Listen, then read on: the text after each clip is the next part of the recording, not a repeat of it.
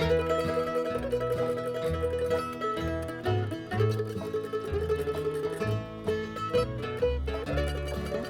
Vicki Barca. I'm playing Grace in the upcoming production of Grace and Glorie. She is a feisty, strong, and I think brave 90-year-old woman who's had a pretty tough life up in the mountains of the Blue Ridge Mountains of Virginia. And she has found herself with a terminal illness, and she has come home to her cottage to die so that she can be away from the hospital and die in the surroundings that she's lived in her whole life. I have combined two of my grandmothers and kind of used my memories of them to forge this character. One of my grandmothers was a tough as nails woman who ran her own ranch from the time she was 18 years old and was abandoned by her husband and raised her kids and ran her ranch all by herself. So she used to scare me a lot. But then I saw this real tender side to her.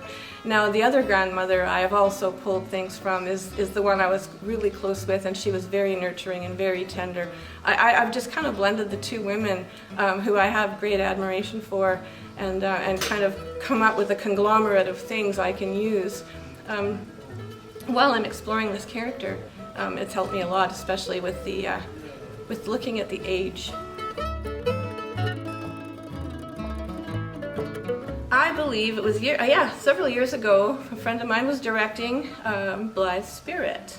So I wanted to audition for it. I had done that show for another club a few years earlier, and I came up, and that was my very first audition here, and I got cast in the show. And so that introduced me to Echo and the very welcoming family they have here. And so I've been coming up ever since. If I'm not on stage, you can usually find me in the sound booth doing sound for a show.